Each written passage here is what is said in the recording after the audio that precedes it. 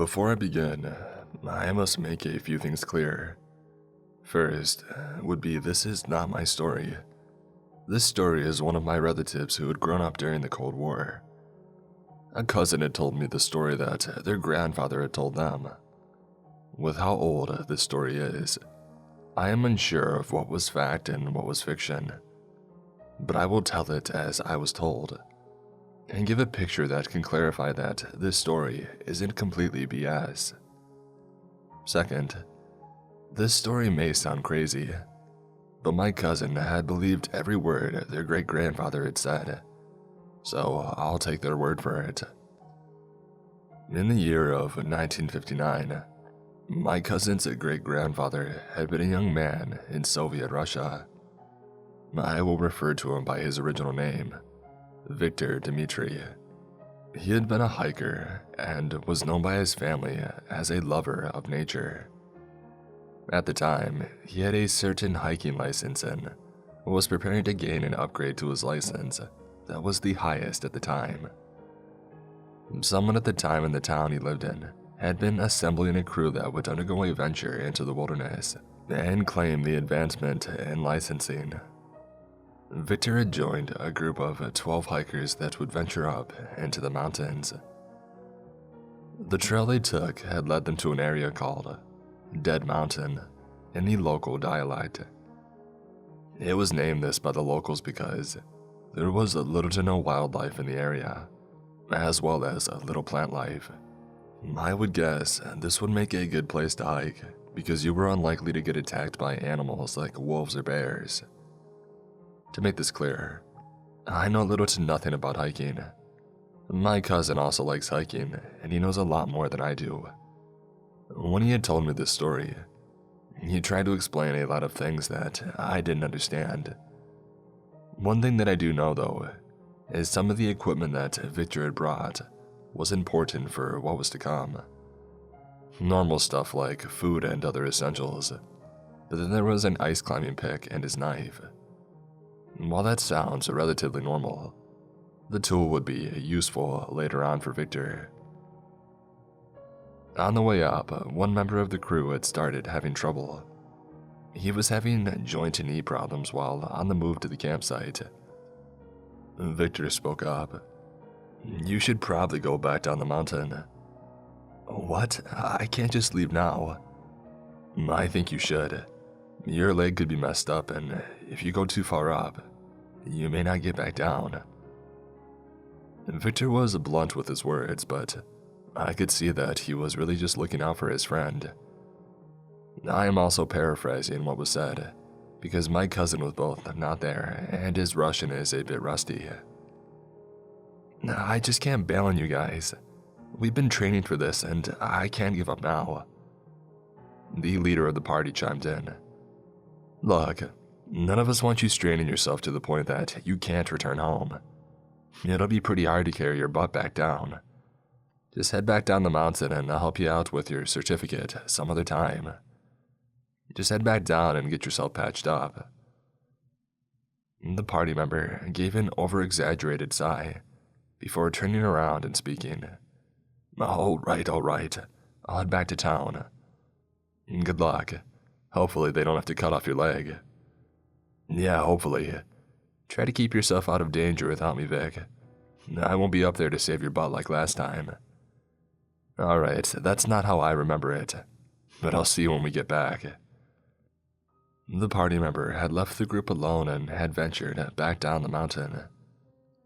I don't know if fate had smiled on that man, or if his body just had a really good timing for aches and pains, but considering what happened, he was probably pretty thankful he had a messed up leg. Sometime after the man had departed, the group had made their way to a certain pass on Dead Mountain. The group set up their camp and had begun to party. Most if not all of the group were in college, so from Victor's own admission, they had celebrated the trip so far. They partied for a few hours with a bit of liquor involved, and this is where they made a fatal mistake. The noise that they had made was something they should have kept to the minimum. The noise rang out through the mountains, but it wasn't anything you would expect. Nothing natural, Victor was staying in a group tent with a few of the other hikers when they had heard screaming. Victor shot awake, and he put on some clothing and his boots over his pajamas before trying to see what had happened. The other hikers had gradually started to wake as they had heard something that Victor stated that he would never forget, and what my cousin said had seemingly haunted him in his later years. The sound had sounded like a roar or a howl that you would expect from a demon.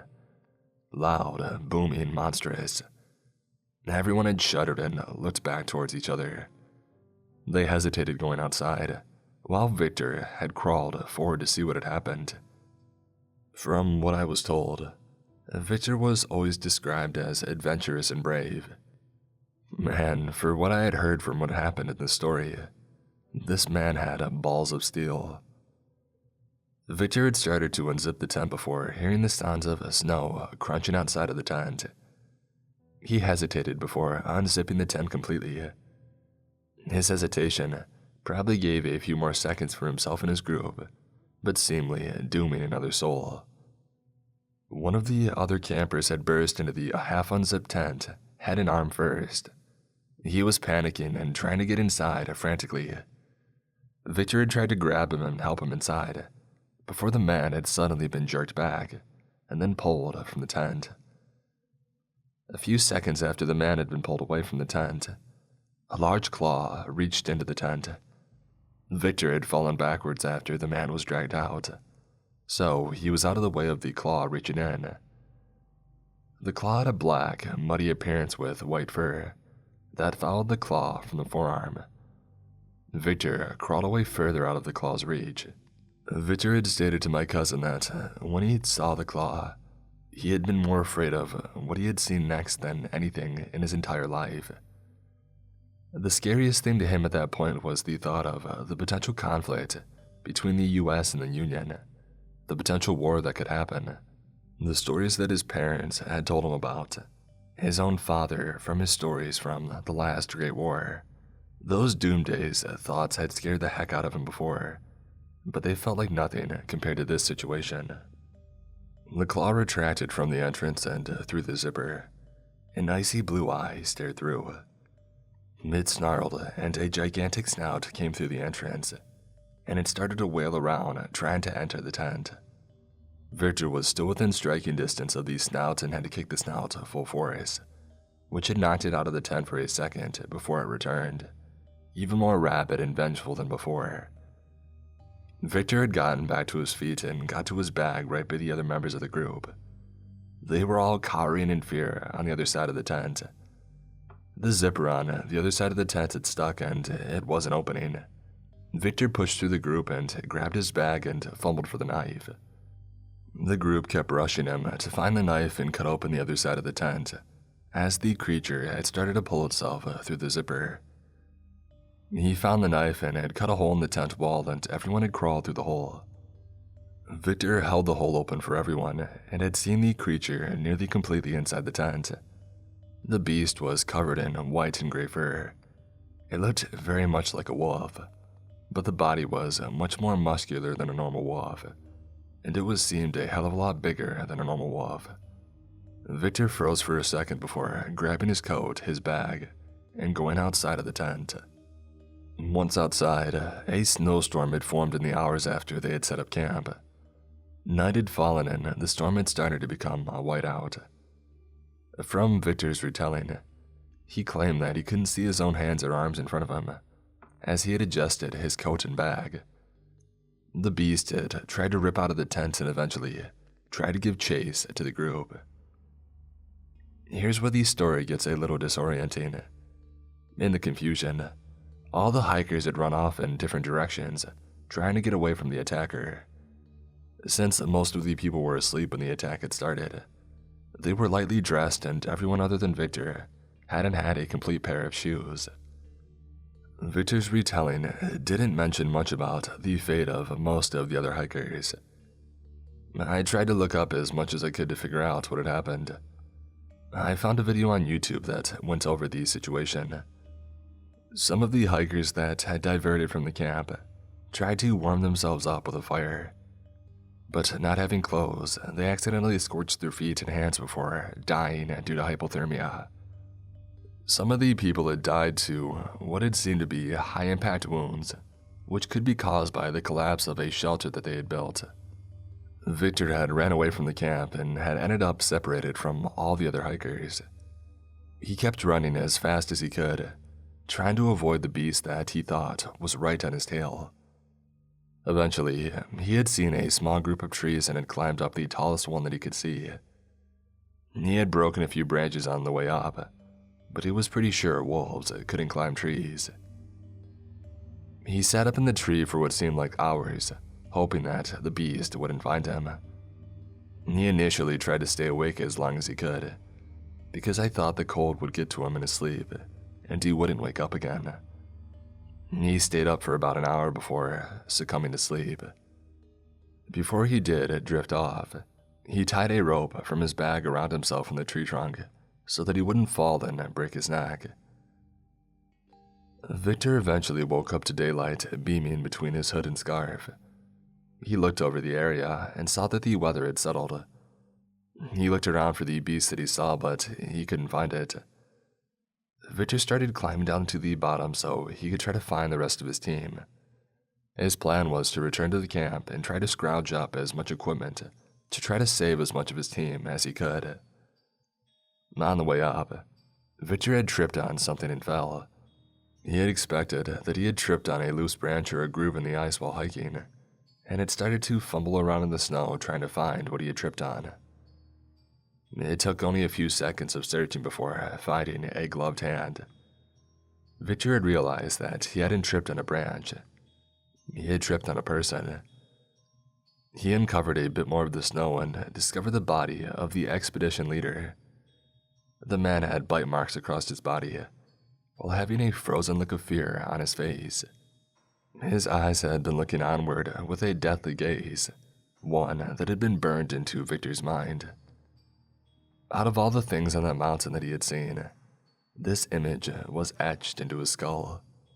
Sure, the beast had scared him and had terrified him for years, but this visage was something that would haunt him until the day that he died. Another scary thing was that the body had relatively no damage.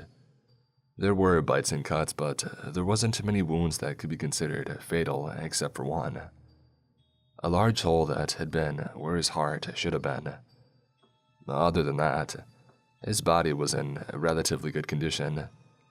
The beast hadn't killed him for food. The beast had killed him seemingly slowly and torturously. It killed him for its own enjoyment, and when it had had its fun, it killed him and left him in the cold.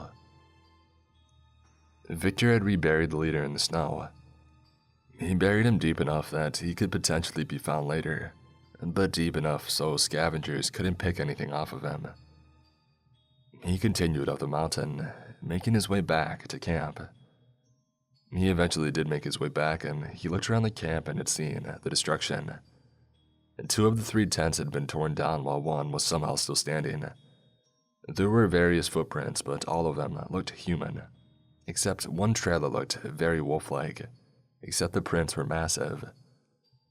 Victor described it as he could probably fit his whole head in the print, and there would still be room for it.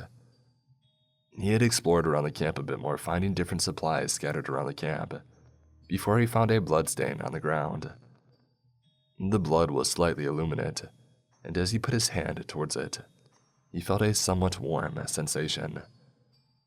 This interested Victor a slight bit, but he also found his ice climbing pick. The pick had some of the blood on it as well as a small chunk of flesh and fur in the ground. Victor had been excited to see this. He thought, well, it can bleed.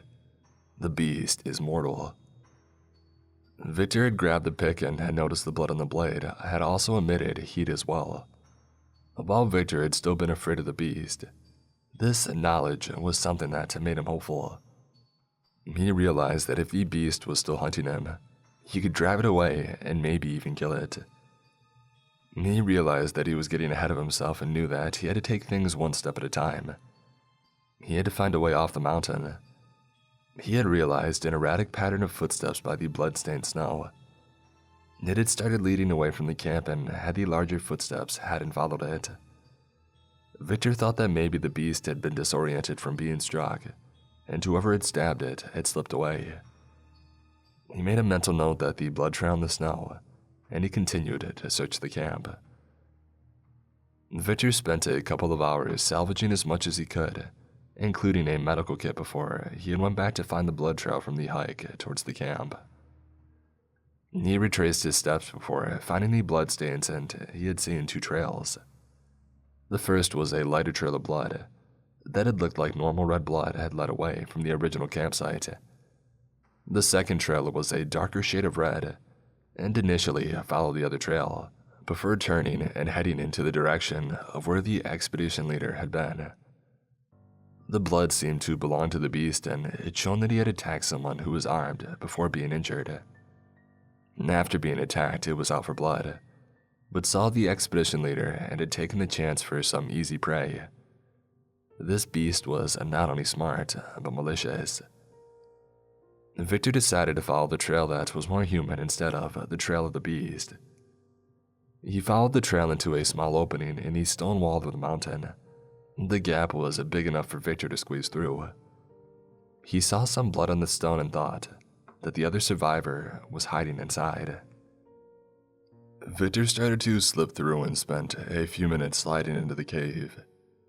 He made it inside of the cave and had decided to light a match that he had in his pocket. The match illuminated the room, and he saw an object coming at him. Victor stepped backwards and dropped the match, which illuminated the room as he saw the survivor. She had been cut up with a tourniquet on her leg. She had relatively no clothing except a lighter layer of clothing that was without shoes. Her stance was shaky and her skin was pale. Victor held out his hand to block any more attacks before she had stopped and stared him down, a metal shovel in hand. It's me, Victor. I'm human." The woman stared for a second before she dropped the shovel. She burst into tears and hugged Victor. Victor had recognized her as one of his classmates, Alexandra. She had been friends of Victor, but she was more friendly with another member of the group. "I'm so sorry. I thought that thing had... I thought it had found a way into the cave." "I'm sorry, but we should be safe here." Victor had let Alexandra go before he had started to light the cave. He had given her some clothing that he had found at the camp and some of the food. My cousin always exaggerates what happened in the cave at the time, so I'm not going to get too far into it. From what was consistent, for however much time had passed between the initial attack to when the eventual rescue would arrive, Victor would occasionally go out to try to find the other hikers, or what was ever left of them. Most of the time, the ventures were during the day, unless the two had gotten desperate. But the last encounter had scarred Victor. Victor had been outside trying to find one of the other hikers. He hadn't noticed that the sun was going down and the light was fading. Victor was too fixed on searching that he had wandered a bit too far off his intended trail before he had noticed the fading light and the rising darkness. Victor had started to run back to the cave before he had noticed it. The beast had stood on a perch, staring toward Victor with its cold, dead eyes. Victor's heart sank before he had burst into a full-on sprint and ran faster and faster towards the cave. He was about 20 yards from the gap when he quickly fell over as the beast had gripped his leg. He looked over, and the beast had let go of his leg, and it gave him a smile. A toothy grin that no one creature, human nor canine, could make. Victor tried to reach for the climbing pick that he had before realizing that his bag had fallen off. The beast had started to attack him, and it was cutting him up. Victor had initially tried to resist before reclining himself to his fate. But suddenly, the beast had stopped attacking. Victor looked. Alexandra had grabbed the climbing pick and had stabbed the beast. The beast was still stunned as Alexandra pulled Victor back into the cave. As they slipped through the gap, the beast had tried to poke his head into the cave and it gripped Victor's boot. The beast tried to pull it back, but Victor's boot slipped off and sent Victor and Alexandra falling back into the cave. Victor stood back up into the cave and saw the beast looking inside, growling at the two while showing one of its icy blue eyes. Victor may have been hurt, but he was also pissed. He stuck up his middle finger at the beast and started yelling, "Screw you, you're no good." Victor knew that he was relatively safe while in the cave, because this wasn't the first time that it had found them there. The beast eventually lost interest in the two and wandered off. From that point on, nightly visits were a common thing from the beast, and searching for other survivors or the remains was out of the question. I'm unsure of the timeline of the events after that point, but after a certain amount of time, a rescue team had come to save Victor and Alexandra. Victor and Alexandra had been the only people to survive the endeavor, other than the man who had injured himself on the way up. For the time, the two of them had been taken in by the government, but they were transported away from the town that they were from. Neither Victor nor Alexandra could get in contact with family or friends from their town. Eventually, Victor had gotten a visit from two men with all the letters that he had sent. The two men basically said that he needed to stop sending these letters to his hometown. Otherwise, he wouldn't be able to send letters anywhere else, if you catch my meaning. The KGB was well known in the Soviet Union, and Victor knew that he couldn't just stick around, otherwise he would go missing. Victor eventually met with Alexandra, and they made a plan to leave the Soviet Union. They decided that the best place to go was the United States, because it would be the only place that the KGB couldn't follow them. They essentially skipped town and found their way to the United States. Victor and Alexandra eventually settled down together and had become citizens of the US. The irony of the situation is not lost on me. Victor decided to tell this story because the information the Soviet Union had eventually released was diluted. The report said that there was only 10 hikers with 9 dead. There was also a statement that there is no alcohol with the group other than medicinal items. The reports made no mention of Victor or Alexandra. It was also mentioned that the investigators had measured radiation from the clothing of the hikers. Victor remembered that the blood was slightly luminescent, as well as that it emitted heat. And this raised a question. Was the beast itself radioactive? Was the beast man-made? What worries me about this story is, why would these Soviets make a beast like this? And what did they plan to do with it? Most of all, are these beasts still being developed?